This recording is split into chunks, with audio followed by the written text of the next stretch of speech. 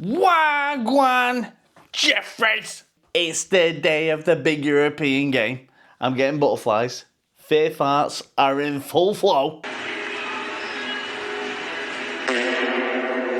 Oh yes, the skids look like Bellevue Speedway in my boxes. I'm a bit nervous about tonight, right? I'm a bit nervous. I mean, this is literally the only thing we've got going for us. Probably for the rest of the decade. First things first, let me address.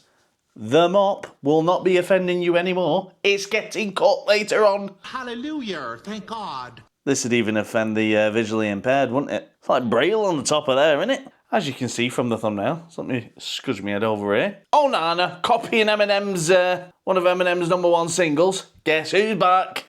Again. Shall we just address the elephant in the room? And I'm not talking about Ishlong. It's a monstrous piece. Amrin, in the press conference, he's decided to put Onana back in there. Just seeing one game of Buendia was enough, was it? You know, after how many times this tit has caused us points this season. I can't remember who it was that was asking the question, but he asked him. He put Amrin on the spot, and Amrin didn't like it one bit. He said about Onana leaving in the summer, or you're going to find a replacement for Onana in the summer. We need to improve in all the team. And then the reporter was like, didn't ask you that. I asked you about Onana. And Ruben was like that. Oh, what's his name? What is his name? He's not invited back, bastard. Sound like Arnold then. He's not invited back. There's one thing you did say, which I'll put here. He dropped in for Newcastle for his own health and well-being. What? After the horror show that was the Lyon game, Ruben went into the dressing room straight after it and went, Can you catch one? Why? Because I've got a couple of balls coming your way. and then obviously Onana said, obviously not. Did you just not watch what I've just done? Punched thin air and did the agadoo. So yeah, for his own health and well-being, he got dropped. Health and well-being, he's going to need that tomorrow. If I see him, I told you, I'm bringing a Balti pie and I'm going to fully load it with a fork. The fork way up as well. And Ruben's also confirmed, yes, Onana, there it is, official. Onana will play tomorrow. You've seen enough of this tit cost us games, and in the biggest game of the season, you go back to him. But why? Why would you do that? Why would you do any of that? And then this. Ruben was asked in the press conference, can you give us any updates on injuries? And mainly Zirkzee, because we're just nosy bastards. We want to know what's happening with Zirkzee. And Amber went, yep, season's over. Straight out of the gun. You know, no dancing around it like, oh, you know, we'll have to assess him. No, he's done. Oh, God. The only player that actually started to look good in a shower of shite that we've got, injured. It's just hard. It's just our luck, innit? Ahmad, mint, gets injured. And that's it. I haven't got a massive list of players that have played well this season, apart from Bruno, Ahmad, and Joshua Zirkzee. Second part of the season, not the beginning, because he was pretty shy. But anyway, good old Sideshow Bob is out for the rest of the season, which we didn't want to see. But, you know, typical United, innit? We're just hit with injuries. There's been a big email from United. I got it sent today. You know, I thought it was another death threat. They've warned us, right, to get to the ground earlier because they're gonna reveal the first ever. They're gonna debut the first ever Tifo banner. Who knows what that means? But they're doing it, and apparently it's just like, you know, like a projector that you get off Amazon. That takes about 10 hours to rise. That's what she said. And then once it gets to the top, it's gonna say this. That's what I put on it anyway. You know, so they're going to do the big projector screen, and then they're setting off the, you know, the flares and whatever going off, facing it like they did in the last one, just a couple of, you know, I've had bigger farts than that. I've put talc on my ass before and farted, and it made more of a poof than what United did in the last European game. Wasn't very intimidating, but apparently they're turning the music off as well, 10 minutes before, so you'll be able to hear a pin drop, or just my fat ass going, no, because I'm going to be Guinnessed up to. Got to have a pre-match Guinness, haven't I? I've got to have a pre-match Guinness. I wouldn't be a Jeffrey if I didn't have a Guinness. Dave, I'm going to turn the camera off in a minute. How many times have we discussed this? I cannot work under these conditions like this. I'm trying to provide entertainment for the Jeffreys. And what do you go and do? I tell you what, that £3.50 I was going to pay you in my half-eaten Twix, you're not having none of it now. I'm finishing the Twix off and you can have 50p. Get the electrics back on. Put 50p in meter. I'll go towards it. I do apologise. Can't get the staff. Anyway, don't know what I was saying. It was put on the United website, you know, that Bruno approved the Tifo banner because they invited 4 fans. They've already pre-selected them very carefully. You don't see Dave with fucking 3 teeth coming down from fucking Oldham or something coming supporting us, do you? You don't see him on TV. You don't see me getting invited, do you? You know what I mean? But yeah, a couple of fans sat in with Bruno, talking shite. I didn't watch it fully. And what have I been saying for a while, right? The Butlins tent will not be built. Look at this. Man United could change the new stadium's design amid controversy. Controversy? There's been a f***ing uproar. It looks shit. Look at it. Look at it. It's a f***ing Butlins tent. I'm expecting Mr. f***ing Tumble to start juggling in the middle of that. Have you seen it? Have you seen it? That is not a good-looking stadium. Not with a tarpaulin over it, anyway. And a big Ceramon fucking tower in the background, which I could hopefully Spartan kick Jim off. I told you, it's not getting built, this stadium. Mark my words, this stadium will not get built. Oh, speaking of Twatcliffe, look at this. If you've ever been to a church, right, at the end of the service, they send round this basket that looks like it's from a burger van, what you put chips in, right? And they ask you for a donation at the end. This is on a tour for a donation. Look at this. Apparently, in progress towards a landmark partnership with the Tanzanian government. The fuck are they going to invest? I mean, they couldn't even get a proper picture in the background. They've had to draw that on. Signify our sponsorship. Hold one of our shirts up with your name on it. Give us 50 billion. Look at Jim there. He even brought her in a box. He's had one of them. He's just reused that box.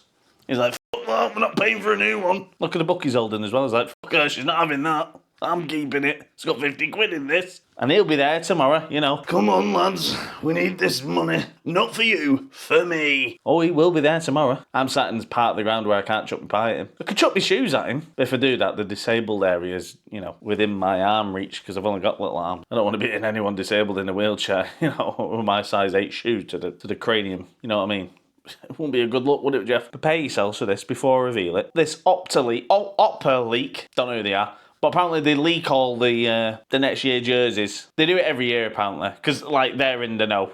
Knows anyway. Have a look at the shittery. Apparently, this is going to be our new jersey for next year. Look at the one we're wearing currently. Look at it. Yeah? Now look at this. Where's the difference? All they've done is added a couple of black lines down it. They've probably been half designing it, fallen asleep and scribbled down the side. That's exactly what they've done. Nothing's changed on that. Call's changed on that. That is the most laziest design I've ever seen. It's the exact same shirt we've got now, just with a couple of black lines on it. 90 quid for that shit. That is daylight fucking robbery, and I'm a victim. I, for one, will not be buying that brand new. I don't even buy my shirts from United anymore. I get them from Temu. No wonder I've got a rash on my back.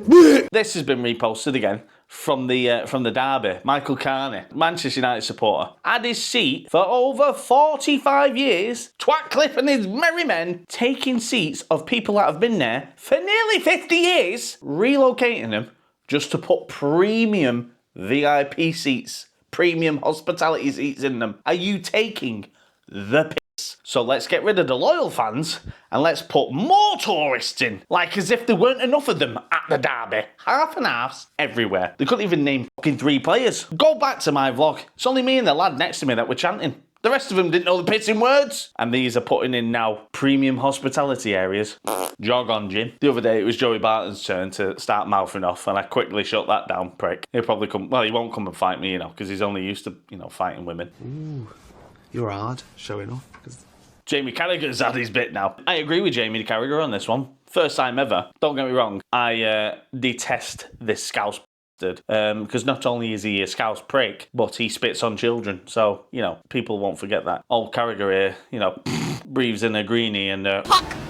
Carragher's come out and said, you know, you've had to subtitle it because Scouser spits everywhere. I think Cameron is probably at the end of the queue, if you like, in terms of being blamed. The shit show rodeo that continues to go on every week at United. It's coming halfway through the season. Jim's not backed him. It's not his fault. And like I was saying about ex-players and ex-players now gone into punditry and want the limelight because it's Manchester United upsets Thierry Henry. He's trying to do another meme again. You know, he's been watching highlights of himself on Sky Sports. You know, his little cameos where he does something stupid or he makes a stupid face. So he's took the piss out of Euro, right? Let's pick on a child. You know, an 18-year-old lad who's learning his trade at United. First season, yeah? Let's pick on him, shall we? So Henry, the brilliance that he was, you know, as a manager, can come out and criticise young players that are trying to learn the game. But, you know, Pep 2.0, when the third or fourth goal, I don't know, I was blacked out at that point. Euro looked to the side. Now,